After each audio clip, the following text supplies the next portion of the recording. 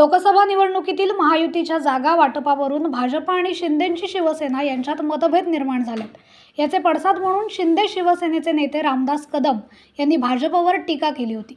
मोदी शहांकडे बघून आम्ही भाजपमध्ये आलो आहोत, मात्र पुन्हा विश्वासघात झाल्यास माझं नाव रामदास कदम आहे हे लक्षात ठेवा, असा इशारा त्यांनी भाजप नेतृत्वाला दिला होता। यावरून भाजपचे ज्येष्ठ नेते केंद्रीय मंत्री नारायण राणे यांनी रामदास कदम यांना फटकारले। फांदीवर बसलेल्यांनी आव्हानाची भाषा करू नये, नाहीतर आपल्याच फडफडीनं फांदी तुटून रामराम म्हणायची वेळ येईल, असं ट्विट नारायण राणे यांनी केलंय। रामदास कदम हे आपले सुपुत्र सिद्धेश कदम हे मुंबईतून लोकसभेसाठी तयारी करत असल्याची चर्चा होती। ही चर्चा सुरू असताना रामदास कदम यांनी शिवसेना शिंदे गटाला लोकसभा जागा वाटपामध्ये मिळत असलेल्या दुय्यम भूमिकेवर प्रहार केला होता। ज्या आमच्या जागा आहेत तिथं काही भाजपची मंडळी आम्ही उमेदवार आहोत असं सांगते, जिथं जातील तिथं हे सुरू आहे। रत्नागिरी, रायगड, मावळ, संभाजीनगर या ठिकाणी हा प्रकार सुरू आहे। जे चाललंय ते महाराष्ट्र भाजपच्या माध्यमातून घृणास्पद सुरू आहे। मोदी शहा यांनी महाराष्ट्रातील काही नेत्यांचे कान पकडले पाहिजेत।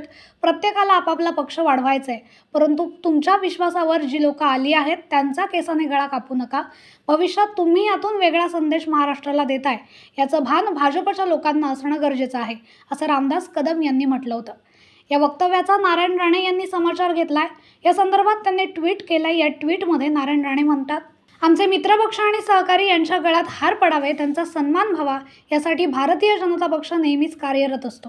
आम्ही केसानं गळा कापत नाही, केसाने गळा कापणारे आता रानोमाळ फिरतायत।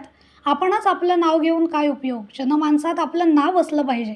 फांदीवर बसलेल्यांनी आव्हानाची भाषा करू नये, नाहीतर आपल्याच फडफडीनं फांदी तुटून रामराम म्हणायची वेळ येईल।